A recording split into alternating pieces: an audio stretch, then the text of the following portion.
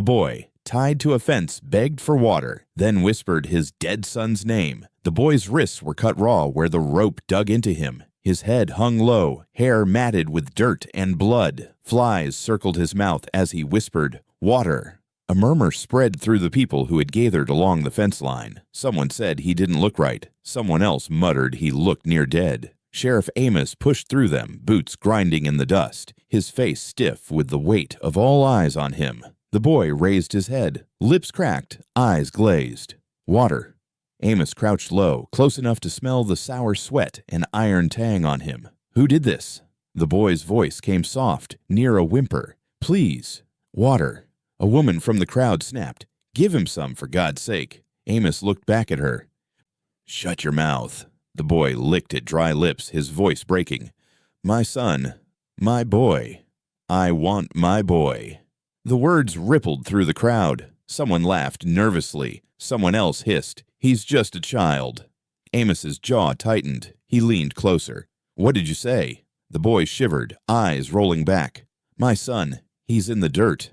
Amos gripped his shoulders. "You don't have a son. Who put you here? Tell me names." The boy coughed, dry and rattled. "Daniel, my Daniel." The name struck the sheriff cold. Daniel was the name of his own son. The boy's lips quivered, whispering it again. "Daniel." Gasps cut through the crowd.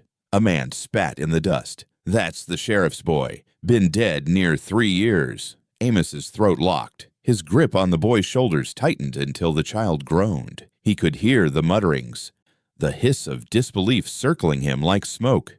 "Sheriff," one man called out, "what kind of trick is this?" Another stepped forward, voice sharp. "You hiding something, Amos? That boy just spoke your dead son's name."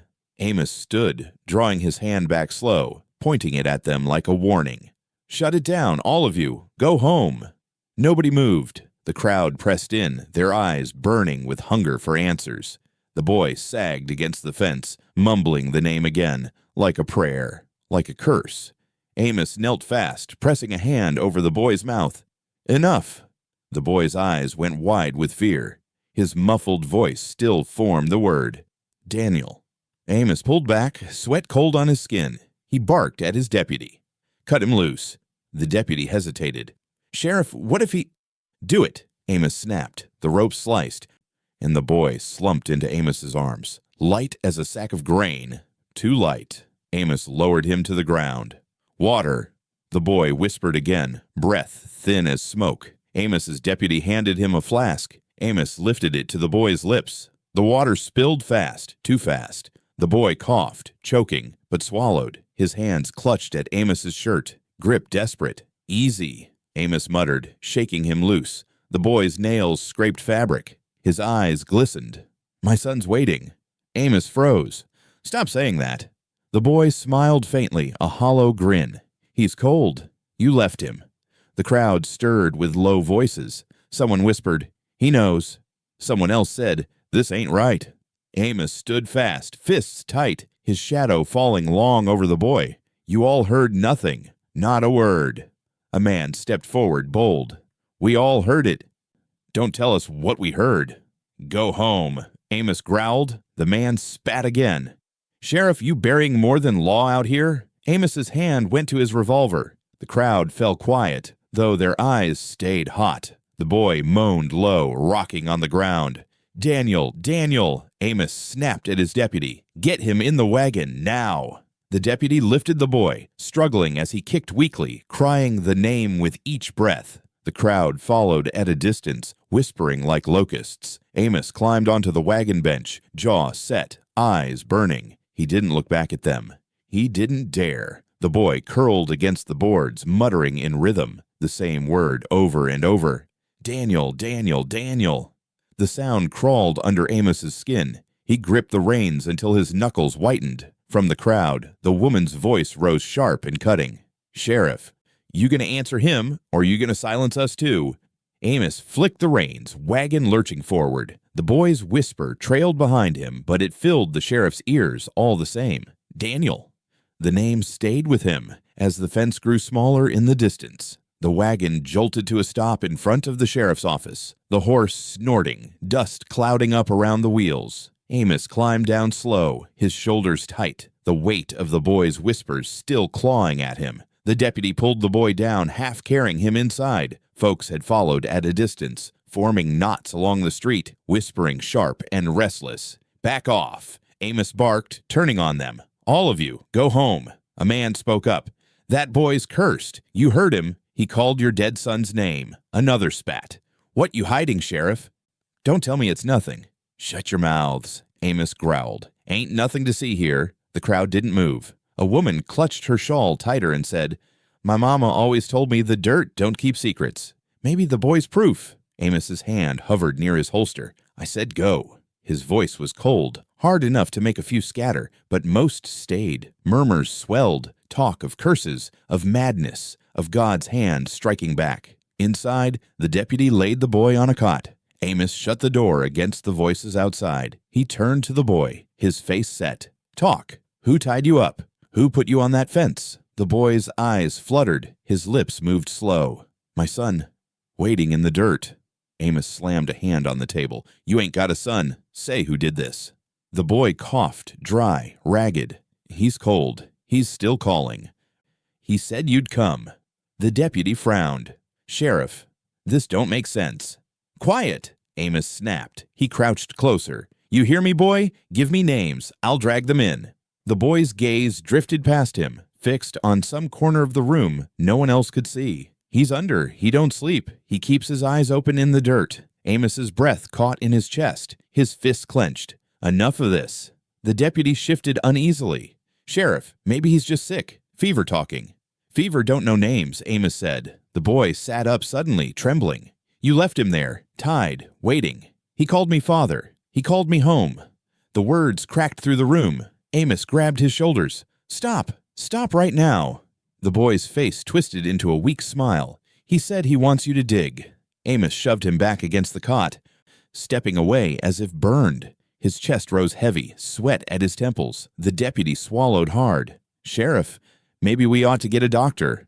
Amos shook his head. "No doctor." His voice was sharp, final. The boy muttered on, softer now, words breaking apart like fragments of a broken prayer.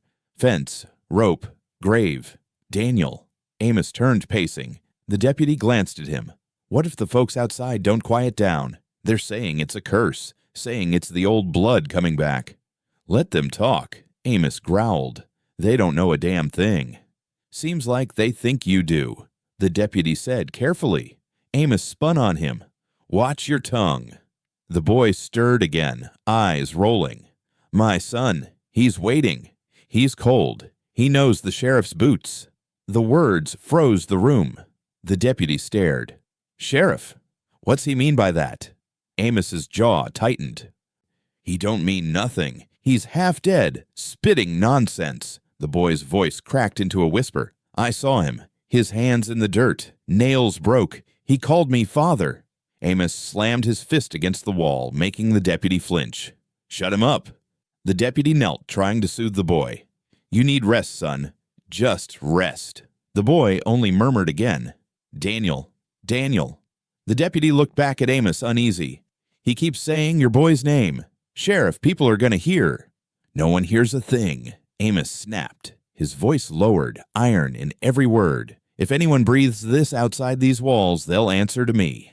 The deputy shifted, uneasy but silent. The boy rocked back and forth, bound in his own mind, words spilling like pieces of a broken secret. "Fence, sun, dirt, cold." Amos turned away, hand pressed to his mouth, eyes burning with something he couldn't show. He opened the door and stepped back outside. The crowd was still there, waiting. A man called out, "What's he saying, Sheriff?" A woman shouted, "Did he name them? Who tied him up?" Amos's voice came out sharp, commanding. "He said nothing. He don't remember a thing." Whispers spread, disbelief crackling in the air. "Liar," someone muttered. Another spat. "He remembers. You're hiding it." "Go home," Amos roared, his hand on his revolver again. The murmurs dipped, but the eyes stayed, heavy, accusing. Behind him, the boy's voice carried faint through the office window. "Daniel." Heads turned. Folks stiffened. The words spread like fire on the wind. The sheriff's face hardened into stone. He yanked the shutters closed, sealing the sound away. His silence hung over the crowd like a verdict. Inside, the boy lay trembling, whispering his son's name into the dark. The door creaked open, letting in a strip of late light and the sound of boots scuffing wood. The boy stirred on the cot, lifting his head just enough to see the figure stepping inside. A woman in black, dress plain, veil drawn low. She stopped just past the threshold, her voice cutting through the silence. "That's my son." The deputy shifted where he stood. Amos stayed still, his hand still on the shutter. He didn't turn, though the heat in the room changed when she spoke. "You've no right in here," Amos said flatly. "I've more right than you," she answered. Her eyes didn't leave the boy. "He's mine. Not yours to keep, not yours to silence." The boy whispered, barely a breath. "Mother." She crossed to him quick, kneeling. Her hands trembled as she touched his face. He flinched, then pressed into her palm like a starving child. "You should have come sooner," Amos muttered. Her head snapped toward him.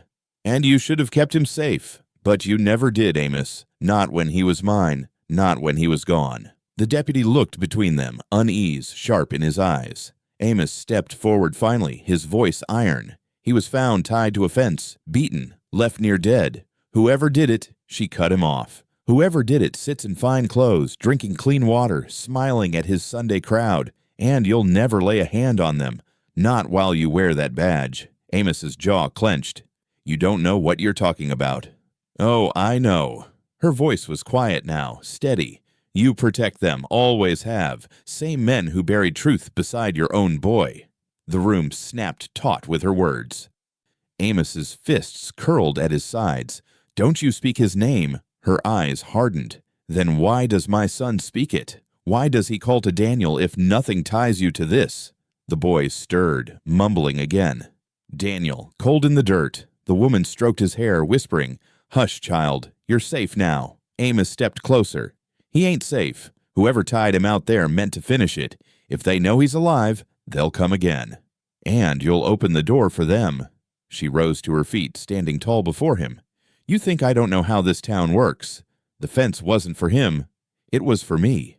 A warning. A curse on my blood. You helped build it."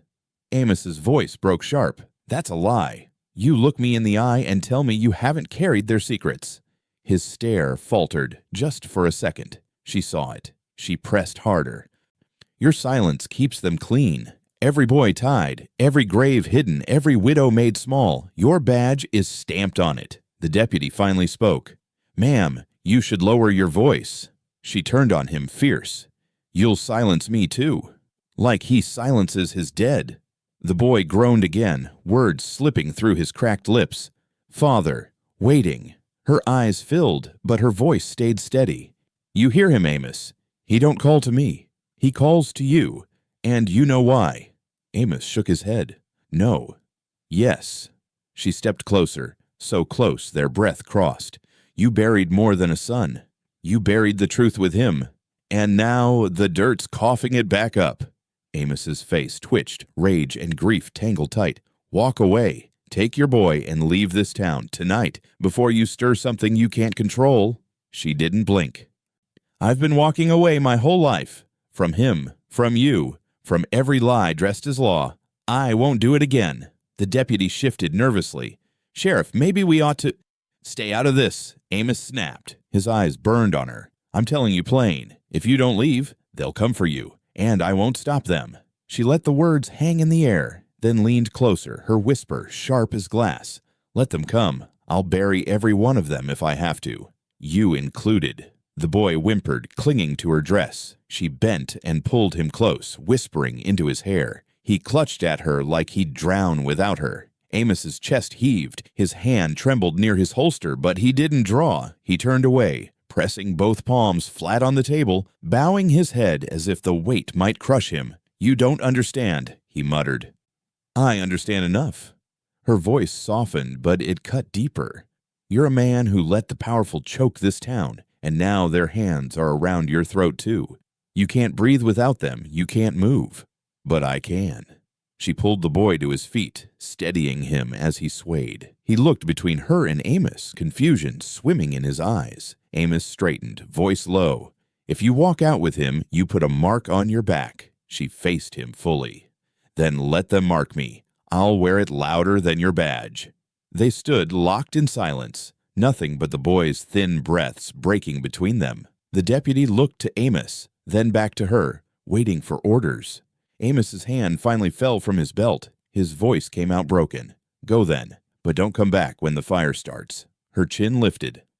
"I'll be the fire." She pulled the boy toward the door. He stumbled, but she held him firm. At the threshold, she turned once more. "You think you're warning me, Amos, but I'm warning you. This won't stay buried. Not Daniel, not my son, not the fence." Amos closed his eyes, but he didn't answer. She led the boy out, the door slamming shut behind them, leaving Amos in a room that smelled of dust and grief, his silence louder than gunfire. The farmhouse sat quiet, shutters rattling in the evening wind. Inside, the woman in black set a chipped plate on the table, a heel of bread, a cup of broth. The boy sat slouched, wrists bandaged, dirt still in his hair. He lifted the bread slow, chewing like each bite hurt. "Eat," she said. He chewed, eyes fixed on the table. "Faster," she pressed. "You need strength." He shook his head. "Don't want to choke." She leaned closer. "You've been tied to a fence. You need food." His lips moved around the bread. "Names." She stiffened. "What names?" His eyes stayed down. "Mary, Luke, Daniel." Her hands froze on the table. "Those names are dead, child." He nodded faintly. "They sit with me. They talk while I sleep." She swallowed hard, voice sharp. "Don't say Daniel's name again." The boy looked up, crumbs at the corner of his mouth. "He asked me to." Her breath caught. "No, you don't know him. You couldn't." He tilted his head. "He said the rope cut him too. Said the dirt burned." The woman's fingers curled against the table. "Enough." He whispered softer, almost chanting. "Fence. Well, grave." She grabbed his wrist. "Who told you that?" He blinked. "I saw it." "Where?" "In the dirt." Her voice cracked. "You've never been near that place." He leaned closer, whispering. "Yes, I have. They dragged me there, left me to hear him." Her chest tightened, a cold weight spreading. "Who dragged you?" He shook his head. "Can't say." "You can." His eyes filled, hands shaking. "If I say, they'll come again. They'll take you too." She squeezed harder. "They already tried. They tied you like cattle. You'll tell me who." He jerked free, shoving the bread aside. "No, my son said no." Her voice rose. "He's not your son." His lips trembled. "He called me father." Silence fell, heavy as stone. She pushed the plate away. "You're sick," she muttered. He stared at her. "He said you were there." Her body went still. "What?" "He said you cried when the ground shut over him." She slammed her hand on the table. "That's a lie." He rocked slowly, whispering again. "Fence. Well, grave." She grabbed his face, forcing his eyes on hers. "Listen to me. You're mine. Flesh of mine. You're not bound to the dead." He smiled faintly, eerie in the dim light. "But the dead don't let go." Her throat tightened. She shoved back from the table, pacing the kitchen. The smell of dust and broth filled the air. She stopped by the window, staring out into the dark fields. "You don't know what you're saying," she whispered. The boy's voice carried behind her. "I know the well. The stones are cold. The rope is wet. He waits." She turned, trembling. "Show me." His face broke, frightened. "No." "You will." His whisper grew faint, almost gone. "They'll kill us if I do." She stepped close again, lowering her voice. "They already tried. You survived. Now you'll help me find him." The boy's eyes darted toward the door. "Fence. Well, grave." She reached down, wrapping his small hand in hers. It was cold, too cold for a living child. "Eat," she said again, softer this time. "Then you'll show me." He looked at her, tears bright on his face. "He doesn't sleep." Her own voice cracked, barely a breath. "Neither do I." The house fell silent, the boy still whispering, the woman holding on to him as though he were already halfway gone. The news spread before sunrise. By the time the woman stepped onto her porch, neighbors were already gathered by the fence line, whispering in low, urgent tones. The boy sat inside at the kitchen table, face pale, lips moving in a quiet trance. He had spoken through the night, muttering fragments that made no sense until one word rose clear above the rest. A name, the governor's. The woman's hands tightened around her shawl as she faced the crowd. "You heard it?" a man asked. "I heard nothing," she said. "But others did," another pressed. "He called the governor's name, said it plain." She kept her face still. Children mumble when fever takes them. Don't twist it into more. Murmurs rippled, disbelief thick. A woman clutched her arms tight. If he said it, it means something. No child calls a name like that by accident. Before the woman could answer, hooves struck the dirt road. The sheriff's horse came slow, dust lifting around him. Amos dismounted, his boots heavy against the ground. His eyes swept the gathering, cold and sharp. "Go on," he said. "Back to your homes." No one moved. "I said go." Amos barked, hand hovering near his belt. The crowd hesitated, then began to scatter in clumps, whispering as they left. Eyes lingered on the farmhouse, on the woman standing stiff in the doorway. Amos stepped closer. "Where is he?" "Inside," she said. He brushed past her without waiting. The boy still sat at the table staring at nothing, lips cracked as he muttered. Amos leaned in. "Say it again." The boy blinked slow. "Fence. Well. Grave." "Not that. The name." The boy's gaze drifted toward him, eerie and glassy. "Governor." The woman's breath caught. "Stop it," she hissed. Amos spun toward her. "He's been speaking to half the town. You'll keep him quiet." "He's a child," she said. "You can't muzzle a child's tongue." "You will," Amos snapped, "or you'll both hang for it." Her voice sharpened. "You protect him, don't you?" "The governor. That's why you're here." Amos's jaw clenched. "I protect order. You protect men who eat while the rest starve," she shot back. "Men who bury boys in dirt and call it justice." His voice rose. "Careful." She stepped closer. "No. You be careful. If the boy's words are true, if the governor's name sits tangled with a fence and a grave, then you'll answer for holding your silence." Amos's hand slammed the table. The boy flinched. "You think you can tear down men like him? You think a whisper in the dark will topple him? It'll break you first." Her face burned. "Then let it. I won't keep still while he rots another child in the ground." The boy whimpered, rocking. "Governor. Rope. Cold." Amos's voice softened, low and tense. "You don't know what you're stirring. That name carries fire. It'll burn this house before it burns him." She held his stare. "Then let it burn. At least the fire will show the truth." He looked at her long eyes dark. "You don't understand. Men like him don't fall. They bury those who try. And you dig the graves for them." She spat. His breath caught, his face twisting with rage. "I keep this town alive. Without me, you'd all be ash." "Alive?" she said, her voice trembling.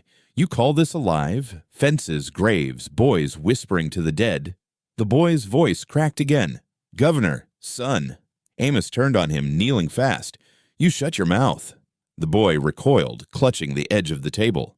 "He was there," he cried. "He tied the rope." He smiled. The woman's heart pounded. She stepped forward, pulling the boy into her arms. "Don't you touch him." Amos stood, his face pale now. "You keep that story from leaving this house. You bury it deep." She glared at him. "Like Daniel?" His hand twitched near his gun, but he froze, staring at her as if the word had cut him open. Silence filled the room, broken only by the boy's ragged breath. Amos finally stepped back, voice low. "If you speak that name outside, I'll call it treason." She pulled the boy closer. "And if you silence him, you'll only prove him right." Their eyes locked, the air between them heavy as stone. Amos moved to the door, pausing at the threshold. His voice was barely more than a growl. "This town will not bleed for your stubbornness." Her reply came cold. "It already has." He left, boots striking hard on the porch. The sound carried into the yard where a few neighbors still lingered. They watched him ride off, their whispers already fanning into rumor. Inside, the woman sat with the boy, holding him as he shivered. He whispered again, the governor's name curling out of him like smoke. She closed her eyes, knowing there was no stopping it now. The woman walked fast, her grip tight on the boy's hand, pulling him down the dirt path behind the house. The lantern swung in her other hand, light catching the edges of the fields. The boy stumbled, but she yanked him forward. "Where?" she demanded. He shook his head. "I can't." "You can," she snapped. "You've spoken his name all night. You'll show me where you heard him." The boy's breath came quick, eyes wide. "They'll hurt us." "They already did," she said. "Now walk." He looked up at her, voice cracking. "He's waiting." Her chest tightened. "Then take me to him." The road grew narrow, trees crowding on either side, their branches bare and dry. The boy slow, dragging his feet. "Keep moving," she ordered. His voice came faint. "I hear him." "What do you hear?" "Dig," he whispered. She stopped, lantern shaking in her hand. "Here?" He nodded. "The well." She raised the lantern. In the clearing, stones circled a black mouth in the ground, moss clinging to their edges. The air hung still, sour. Dead trees leaned inward, their bark split. The boy fell to his knees, pressing his hands to the dirt. "Daniel," he murmured. "Daniel." The woman knelt beside him, hands digging at the ground. "Help me," she said. The boy shook his head, rocking. "He's cold." "Then warm him," she hissed. She clawed at the soil, nails splitting. Clumps of earth fell away, the smell of rot rising. The boy whispered faster, his voice thin. "Daniel, Daniel, Daniel." Her hand struck something hard. She froze, brushing the dirt aside. Wood, splintered, small. She dug deeper. Pulling up a box no bigger than her arm, the lid cracked beneath her fingers, revealing what lay inside. A child's toy. Worn, dirty, the paint faded. A wooden horse. Her breath caught. She lifted it, hands trembling. "Where did this come from?" The boy's eyes filled. "He left it, said it was mine now." Her voice shook. "No, this was his, Daniel's." The boy reached for it, clutching it to his chest. "He said I should keep it safe, said I'd remember him this way." She pulled it back. "You couldn't know this. You weren't alive when he—" Her words died in her throat. The boy's face twisted, lips trembling. "He said you cried that night. He said you begged Amos not to cover him." She stared at him, frozen.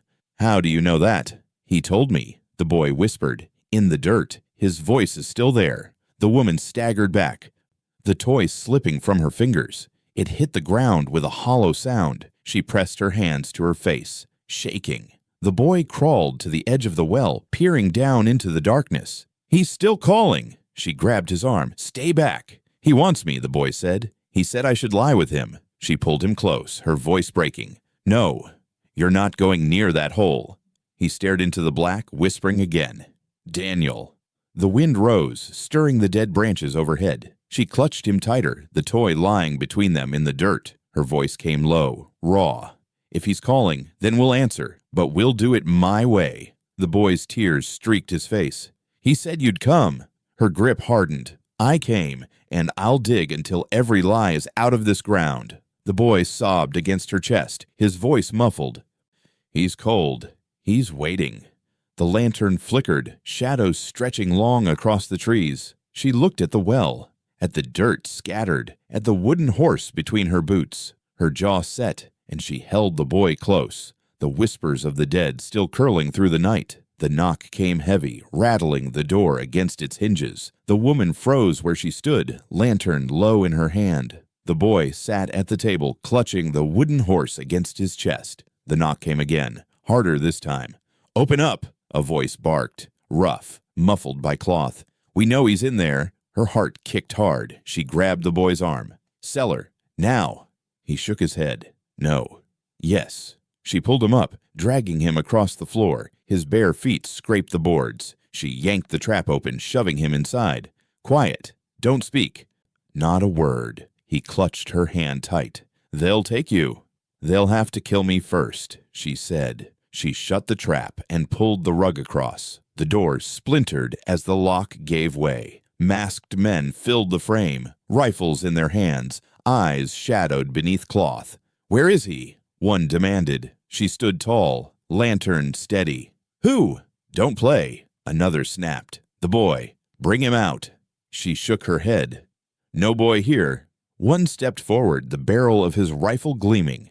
"We saw him. The sheriff saw him. He spoke too much." "Then maybe the sheriff should silence his own conscience," she said. The man shoved the table aside. "You think this is a game?"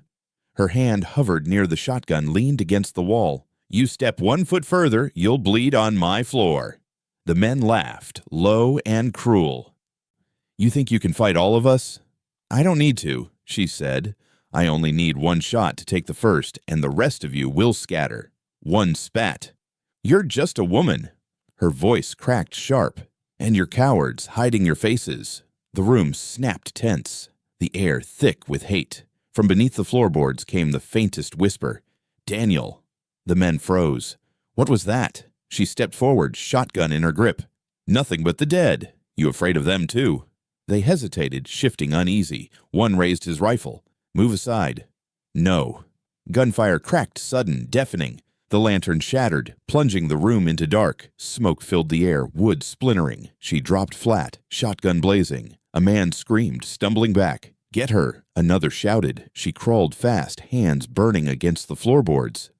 She ripped the rug aside, yanked the trap open. Out! She hissed. The boy scrambled up, clutching the toy, his eyes wide with terror. Where? Back door. She shoved him toward it. Bullets ripped through the wall, dust spraying. She fired again, the blast lighting the room for a blink. A man fell. Run! She shouted. They tore out the back, into the cold night air. Horses whinnied, tied along the fence. She lifted the boy onto one, climbed after him, and kicked hard. Rifles cracked behind them. Splinters flew from the barn as shots chased them. The horse surged forward, hooves pounding, breath white in the dark. The boy clung to her waist. They're coming. Hold on, she gasped. Shadows moved across the fields, torches rising in the distance. Voices carried. Stop them! The horse cut through the night, the wind slapping her face. She dared a glance back. The farmhouse lit up in flames, fire spilling from the broken door. The boy cried out. It's burning. Let it, she said. We don't need it anymore. Gunfire cracked again, closer now. She urged the horse faster, weaving through trees, branches clawing at her dress. The boy buried his face in her back. They won't stop. Neither will I, she said. The world narrowed to the pounding of hooves, the echo of gunfire, the heat of fire blooming behind them. She gripped the reins tighter, whispering through clenched teeth. We ride until they can't follow. The boy's voice came faint, shaking. Daniel's with us. She didn't answer. She only kicked the horse harder, carrying them deeper into the dark. The horse staggered to a halt at the edge of the wide gravel drive. The woman slid down, pulling the boy after her. His face was pale, eyes hollow, clutching the wooden horse tight against his chest. Before them loomed the governor's house, lit bright, even at night, columns tall, windows glowing like watchful eyes. Guards stood along the porch, rifles at the ready. She marched forward, dragging the boy's arm. Open the door. One guard stepped down. State your business. My business is inside, she snapped. Move. You've no appointment. She pulled the boy closer. You'll fetch him. Now. The boy coughed, voice weak. Daniel. The guards stiffened, exchanging uneasy glances. The woman's voice cut sharp. You hear that? He speaks what you all bury. He names what you silence. The front door creaked open. A man in a dark coat appeared, tall, heavy, face stern. The governor himself. He stepped into the lantern light, his voice calm, smooth. What is this? She pointed at him, hand trembling with fury. You know what it is. You tied boys to fences. You dug shallow graves. You let the sheriff clean your dirt. The governor's brows lifted, steady as stone. Wild words. Dangerous. The boy dropped to his knees, sobbing, the toy clattering on the gravel. Daniel! His cry split the night, raw and broken. The guards shifted, rifles lowering just slightly. The woman leaned close, shouting at the governor. He calls to my dead. He knows what only a grave could tell. You think you're untouchable, but the dirt's coughing up your sins. The governor's gaze slid past her, to the boy writhing on the ground. His voice remained even. He's delirious, sick. Children invent ghosts when fever takes them. She stepped closer, fists tight. Then why does his ghost wear your name? The governor didn't blink. Because you want it to. Liar, she spat. The boy clawed at the gravel, gasping through tears. He was there. He smiled. The guards exchanged nervous looks. One muttered, He's speaking plain.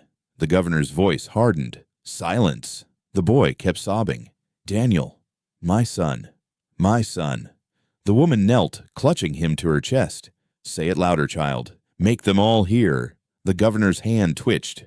You will regret this. From the doorway, another figure appeared, his wife. She wore pale silk, her hair pinned neat, but her hands trembled as she gripped the frame.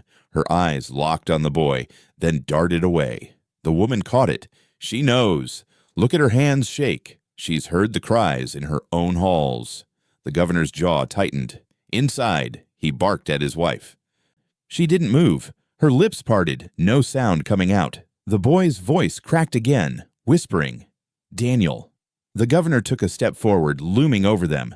Enough of this madness. The woman rose, standing eye to eye with him. "You can deny me. You can silence your house, but you cannot silence the dirt." His wife's voice finally came, thin, quivering. "Stop." Everyone froze. The governor turned, fury flashing. "Go inside." Her hands trembled worse. "I can't." The woman's breath quickened. Tell them what you buried." The wife's eyes filled with tears. She shook her head, unable to speak, but her silence was louder than words. The guards shifted again, restless, some lowering their rifles outright. The governor's voice roared. "Enough!" The boy whimpered, his body collapsing against the woman's dress. She held him, steady, defiant. "The dead are speaking. You can't shut them up." The governor's face darkened, shadow cutting across him in the lantern glow. He turned from her, but the tremor in his wife's shoulders betrayed what he could not hide. The woman lifted the boy into her arms, his whispers still breaking the night air. "Daniel!" he cried, over and over. She stepped back down the gravel path, eyes locked on the governor. "This isn't over. You can dress yourself in silk and power, but the ground will strip you bare." The governor's wife turned away, tears slipping down her face. She didn't speak, but her silence said everything. The woman carried the boy into the dark, his cries echoing back toward the house, haunting every man who stood guard on that porch. Flames licked the night sky, twisting orange against the black. The farmhouse groaned as beams gave way, sparks shooting into the air. Smoke rolled heavy, stinging the boy's eyes. He clutched the wooden horse to his chest, his face pale in the firelight. The woman stood beside him, her jaw locked tight. She didn't cry. She didn't move. She only watched as her walls, her roof, her years turned to ash. The boy whispered, voice breaking, "It's gone." She answered flat, almost cold. It was never safe to keep. He turned to her. "Why would they burn it?" Her eyes stayed on the flames. "Because truth was inside it, because they fear what you speak." He swallowed hard. "The sheriff did this." Her voice sharpened. "His hands, or the men he feeds, makes no difference." The boy's voice trembled. "He'll come for us next." She looked down at him. "Then he'll find I don't run." The boy shook his head. "You can't fight him." Her tone cut quick. "I already am." Across the field, shadows gathered. Neighbors stood in clusters, their faces lit by fire, whispers moving between them like restless wind. A man's voice carried. "Sheriff's men did it, saw their tracks by the fence." Another woman hissed. "He's silencing her, same as the rest." The boy clung tighter to the toy. "They'll blame me." She crouched, meeting his eyes. "No, they'll blame the ones who lit the match. And if they don't, I'll force them to." The fire cracked loud, roof collapsing inward. Heat surged across the field, pushing everyone back a step. The boy whimpered. "It was our home." Her voice softened, though her face stayed hard. "A house is nothing. The dirt holds more than walls ever could." His eyes filled. "But where will we go?" She stood tall again, staring into the blaze. "Where the truth points, wherever it takes us." The crowd's murmurs swelled. One man shouted, "She should have kept quiet, would have still had her roof." Another spat. "Or maybe she's the reason it burns, brings curses when she speaks." The woman turned toward them, her voice sharp as the flames behind her. "It burns because cowards fear a child's tongue. Don't blame curses, blame the men who wear badges and crowns." The crowd hushed. Some lowered their eyes, others stared hard, anger and fear mixed. The boy tugged her hand. "They don't believe." She looked at him. "Then we'll make them." He whispered faintly, "Daniel." She bent close, speaking low. "You keep saying his name. Do you know what it costs?" The boy's lip trembled. "I can't stop." Her grip tightened on his shoulder. "Then let it spread. Let it choke them in their sleep." He looked at her, frightened. "Won't they kill us?" Her eyes returned to the fire. Maybe, but not before they see what they buried. The house caved in on itself, sparks rising higher, floating like ghosts over the field. Neighbors backed away, murmurs thick, uneasy. A man muttered, "Sheriff won't stand for her much longer." She turned, glaring. "Then neither will I." The boy leaned into her, whispering, "I'm cold." She wrapped her arm around him, pulling him close against her dress. "So is Daniel," she said softly, "but he still speaks." The crowd heard it, the sharp edge in her words. Some shifted restless, others stiffened with fear. The boy pressed his face into her side. "Where will we sleep?" She looked out across the field, the burning house behind them, the neighbors watching from the dark. "In the open. Let them see we're not hiding." The boy's voice cracked. "What if the sheriff comes?" Her eyes narrowed. "Then I'll tell him plain. His fire only lit mine brighter." The wind shifted, smoke curling toward them. The boy coughed, clutching the toy harder. She brushed his hair back. "Don't let go of it. It's proof." He frowned. "Of what?" Her voice dropped low. "That the dead don't lie." The last wall of the house fell with a crash, embers scattering across the dirt. The flames roared, swallowing everything that had been theirs. The boy whispered, almost pleading, "It's all gone." She stared into the fire, her voice steady as stone. "Not all. What matters stays in the ground, and we'll dig it out." The neighbors turned away, heading back to their homes, but their whispers clung to the night air. The woman held the boy close, her vow burning louder in her chest than the fire behind her. They think they ended it, but this is where it begins. The hearing was held in the back of the courthouse, shutters closed, lamps burning low. No crowd, no jury, just a handful of officials seated around a scarred oak table. The sheriff stood at the head, jaw tight, hat shadowing his eyes. The boy was dragged in by two deputies, his legs weak, his face pale, sweat shining at his temples. The woman followed, refusing to stay outside despite the sheriff's orders. "Sit him down," Amos barked. The boy was shoved into a chair. He clutched the wooden horse tight, rocking slightly. His lips moved before any question was asked. "Daniel." One official cleared his throat, voice measured. "State your name, son." The boy blinked. "Fence. Rope." The man frowned. "Your name?" The boy whispered, "Grave." Another leaned forward. "He's not well. This is madness." The sheriff snapped. "He'll speak clear. Ask again." The first official repeated slower. "Your name." The boy raised his head, eyes glassy. "Father." Murmurs stirred around the table. The woman stepped forward, voice sharp. "He's been beaten, starved, tied to wood, and you ask him his name like it's a riddle. He's telling you truth, whether you hear it or not." "Silence her," Amos ordered. She crossed her arms, unmoving. "You'll silence me when I'm dead." The boy rocked harder, whispering, "Daniel." Waiting in the dirt. One man leaned back, uneasy. "That's the sheriff's dead boy, isn't it?" Amos's hand slammed the table. "He doesn't know what he's saying." But the boy kept speaking, louder now. "He called me. He said I saw his eyes. He said I was buried too." The officials exchanged nervous looks. One muttered, "This ain't testimony. This is fever." The woman's voice cut sharp. "Fever doesn't know names of the dead." Amos growled. "He's confused, that's all." The boy clutched the toy tighter, tears streaking his face. "Daniel's cold. He's still calling." The room thickened with silence. One of the men finally asked, "Child, who tied you to the fence?" The boy shuddered. "The ones who wear clean boots. The ones who eat at long tables. The ones with silver cups." "Names," Amos snapped. The boy looked straight at him. "Governor." The officials stiffened, shifting uneasily. One whispered, "Careful." The governor wasn't in the room, but his shadow pressed in on all of them. Amos's face flushed. "That word doesn't leave these walls." The boy's voice cracked, rising. "Daniel," he said. The governor smiled while the dirt closed. He said, "You did nothing."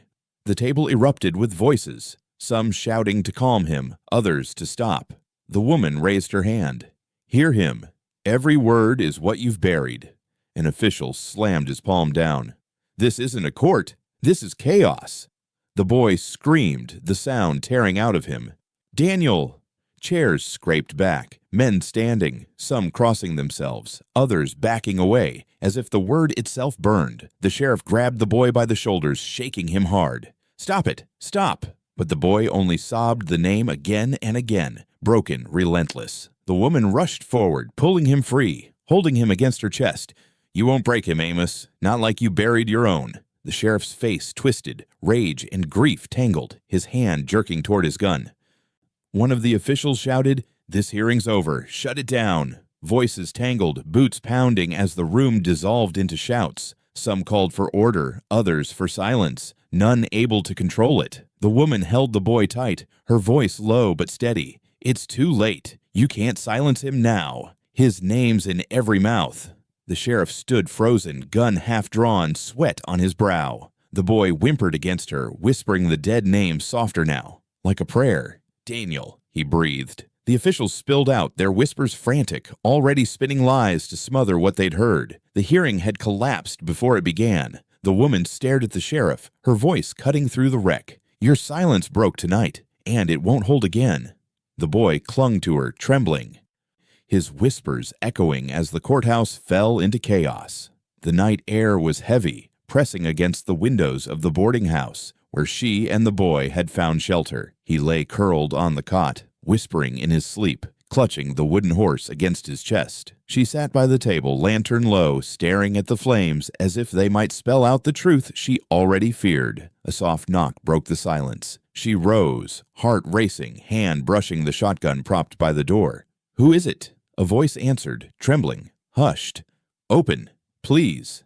She cracked the door. The governor's wife stood there, shawl wrapped tight, her face pale, her eyes darting down the street as though she'd been followed. "You shouldn't be here," the woman said. "I had to come," the wife whispered. "If he knew, I'd hang." The mother stepped aside. "Quickly!" The wife slipped in, clutching a folded paper in her hand. She glanced at the boy on the cot. "He spoke the truth." The mother's breath caught. "What truth?" The wife extended the paper. "This will tell you more than I can." The mother snatched it, unfolding fast. The writing was hurried, ink smeared, but the words clear. Records of children taken, fences raised at night, graves dug in shallow dirt, names listed, dates, notes in the governor's hand. Her knees nearly gave way. "God," the wife's voice shook. "I found it in his desk, hidden under ledgers. I don't know why I looked. Maybe I already knew." The mother's eyes darted across the names. "These are real children." "They are," the wife whispered. "Lost, forgotten, their families silenced with coin or with rope." He said it was order. Said it was sacrifice for peace. The boy stirred, murmuring, "Fence, grave." The wife froze, staring at him. "He knows because the ground keeps its own witness." The mother dropped the letter onto the table, hands trembling. "I thought he was broken." That fever twisted his tongue, but this proves him. The wife nodded, tears brimming. "It proves more than him. It proves all of them." The mother gripped the edge of the table. "Why bring it to me? Why not speak yourself?" The wife's lips quivered. "Because I am his silence. I've been his silence all my life. My hands are bloodied with every word I never spoke." The mother's voice sharpened. "Then speak now. Stand with us." The wife shook her head. "I cannot. If I do, I'll be the next name buried in dirt. But you already walk with fire. You can carry this." The boy sat up, his eyes glassy. He whispered, "Daniel." The wife flinched. "Your son." The mother's jaw tightened. "Yes, my son, and his voice is louder than your husband's crown." The wife wiped her tears. "Then use it. Use the letter. Make them see." The mother clutched the paper, her resolve hardening. "I will." The wife turned to leave, her body trembling. At the door, she stopped, her voice barely a breath. "I'm sorry."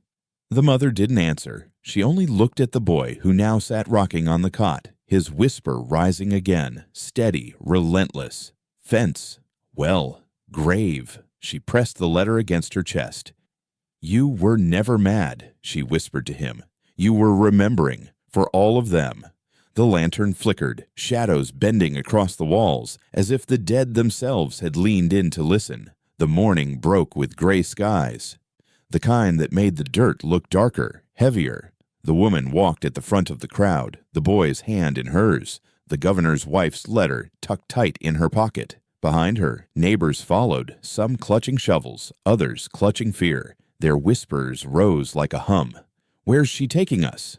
"To the old well." "She's gone mad." Or maybe she's right. The boy stumbled, pale, whispering as he walked. "Fence. Grave. Well?" She tugged him forward. "Keep going." He shook his head. "It's waiting." Her voice hardened. "Then we'll bring it up." When they reached the clearing, the trees leaned bare and crooked around the circle of stone. The air was colder here, the earth damp underfoot. The well gaped open, black as pitch. The townsfolk halted, uneasy. One man muttered, "This place is cursed." The woman turned on him. "It's cursed because you all let it be. Now dig." Silence. No one moved. She stepped closer to the well, pointing to the ground beside it. "Here, shovels down." The boy dropped to his knees, rocking, clutching the wooden horse. His voice came louder, trembling. "Daniel! Daniel! Daniel!" The crowd stirred, frightened. A woman whispered, "Lord, have mercy." The mother grabbed a shovel from a man's hands. She drove it into the dirt, the blade striking hard. "If you won't, I will." Others hesitated, then joined. Metal bit soil. The sound rang sharp in the air. Clumps of earth flew, sweat dripping from brows, breath heaving. The boy rocked faster, chanting the name. A shovel struck something hollow. Wood. The crowd froze. "Keep digging," she ordered. The men scraped, clawing the dirt away. A small box took shape, rotted edges showing through. The smell hit them first. Damp, sour, unmistakable. Gasps cut through the air. The box was lifted, small enough for one man to carry. He set it down before them. The crowd pressed closer, breath caught in every throat. The woman knelt, her hands trembling. She forced the lid up. The hinges groaned, earth falling away. Inside lay a child's remains, small bones bound in rope, cloth tied over the skull, marks carved into wood lining the box, symbols scratched deep. The crowd staggered back. A woman screamed. The boy shrieked, voice tearing the air. "Daniel!" He collapsed, his body going limp against the dirt. The mother scooped him up, pressing him to her chest. "Breathe, child. Stay with me." But he was silent now, eyes closed, body slack. The crowd's voices rose in chaos. "God Almighty! It's true. They buried them like animals." "Who would do this?" The woman stood, the boy limp in her arms, her voice breaking through the noise. "You know who. The men who wear badges, the men who sit at long tables, the ones you bow to while your sons vanish." The governor's wife's letter was thrust high in her hand. "It's all here. Names, graves, the truth you feared. No fever dream, no madness, only what they built in silence." The men shifted, some pale, some angry, none able to deny what lay before them. The woman pointed to the coffin. "Look at it. Rope on a child's bones, marks carved into wood. This is ritual, not accident. This is cruelty dressed as order." The crowd shuddered, whispers tumbling into rage. "They'll pay for this." No more silence. The sheriff knew. They all knew. The woman clutched the boy tighter, his head against her shoulder. Her voice rang out clear. "You stood by the fence when he begged for water. You doubted him when he whispered the dead. But the ground doesn't lie, and neither will I." She dropped the letter onto the coffin, paper stained with dirt. "Let this be the first they answer for." The crowd's gasps turned to cries, anger swelling. Men lifted shovels not as tools, but as weapons. Women clutched each other, some weeping, some trembling with rage. The well stood silent behind them, its mouth dark, as though it had given up one secret, but held 100 more. The woman looked down at the boy. His chest rose faint, shallow. She kissed his hair, whispering, "You spoke true." And now they all know. The coffin lay open on the earth, proof carved into its wood, the kind of proof no sheriff, no governor, no man in power could bury again. The townsfolk stared, their silence heavy, their hearts lit with something dangerous. The mother lifted her eyes, her vow cutting through the smoke of disturbed soil. "This is only the first grave we'll open." The crowd stood shaken. The boy lay quiet, and the fire of truth had been lit in the field of the dead. The dust of the clearing hadn't settled from the digging when hoofbeats cracked across the field. The crowd shifted, murmurs falling into silence. Sheriff Amos rode in slow, his hat low, his face carved in stone. Behind him trailed two deputies, rifles glinting in the pale light. The woman stood firm, the boy at her side, clutching the wooden horse. The coffin lay open at their feet, the ropes around the child's bones still visible. Amos dismounted, boots sinking into dirt. His hand rested on his revolver. "Step back." She didn't move. "No." His eyes flicked to the coffin, then back to her. "You should have kept it buried." Her voice cut sharp. "You buried it, not me, not him." The boy whispered, barely a sound, "Daniel." The sheriff's jaw tightened. His hand slid down, fingers curling on the grip of his gun. "Hand him over, now." She pulled the boy behind her. "You'll kill him before he speaks again." Amos's voice hardened. "He's already killed me by speaking." The crowd stirred, whispers thick. A man called out, "We saw the box, Amos, we saw the rope." Another shouted, "You knew." Amos snapped, turning on them. "Quiet." His gun came up, pointing at the mother. "This ends here." The boy whimpered, "Don't." She met the sheriff's aim, her voice steady. "You gonna shoot me in front of all of them? In front of your son's name?" His face twitched, grief breaking through the anger. "Don't you say his name." "I'll say it," she spat. "Daniel, Daniel who called from the dirt. Daniel who you left to rot while you guarded men in high seats." Amos's gun shook, dust trembling in the air. "Stop." She stepped closer. "Pull the trigger. Let them watch what kind of law you serve." The boy clutched the wooden horse tight, whispering fast, "Daniel, Daniel." The crowd grew restless, shovels raised, voices rising. "Put the gun down, Amos." The sheriff turned his aim toward them. "Back away." But they didn't. The circle closed tighter, their anger heavy, their silence breaking into fury. The woman's voice tore through it. "You can't shoot us all." Amos's eyes darted, sweat on his brow. He swung back to her, gun steady again. "One's enough." Her breath caught, but she didn't flinch. "Then do it. Put me in the ground with the rest you've hidden." The boy cried out, "No!" The shot cracked, deafening. Dust flew. The crowd gasped, stumbling back. The woman stood frozen, her chest rising. The bullet had split the dirt inches from her feet. Amos's gun trembled in his hand. His face broke, pain tearing through it. "I can't." The woman's voice lowered, cold. "You already did." Another shot rang. This one not his. One deputy fired, panic in his eyes. The blast tore into Amos's side. He staggered, clutching his ribs, blood seeping fast through his shirt. The crowd erupted, shouting, surging forward. The second deputy fled, dropping his rifle. The mother didn't move. She only stared at Amos as he fell to his knees, dust rising around him. He looked up at her, face gray. "I wanted to keep it quiet." "You kept it buried," she said. "And now the dirt answers." He coughed, blood on his lips. His gun slipped from his hand. "Tell him, I didn't mean—" The boy stepped forward, clutching the toy to his chest. His voice broke. "Daniel." Amos's eyes closed. His body sagged into the dust. The crowd stood still, silence heavy, only the crackle of anger lingering in the air. The woman turned, her voice sharp. "You all saw. His silence ended here. No more graves hidden, no more fences tied." The boy knelt beside the wooden horse, holding it tight, his eyes fixed on the sheriff's body. Dust settled over the field, over the coffin, over the man who once called himself Law. The power had shifted. The crowd knew it, and so did she. The field was empty now, nothing but dust and wind. The fence stood where it always had, wood dry, rope still tied in place. The woman walked slow, the boy beside her, both marked by ash and silence. They stopped before the post where he had once been bound. The boy stared at it, eyes hollow but steady. His hand trembled as he reached toward the rope. "This is where it started." She placed her hand on his shoulder. "This is where it ends." He looked up at her, lips parting. "I was thirsty. I begged for water." Her voice softened. "I know. I said his name." He whispered, "Daniel." She closed her eyes. The word no longer cut sharp. It fell soft, heavy with memory, not fear. He pressed closer to her side. "I'm not scared now." She nodded. "Because he's with you." He turned back to the rope. Will it stay here forever? Her fingers brushed the knots rough and tight. Not like this. She pulled at the first knot. It held firm, stubborn, but she kept tugging until it gave way. The rope slackened, falling loose against the wood. The boy watched, whispering again, but gentler now.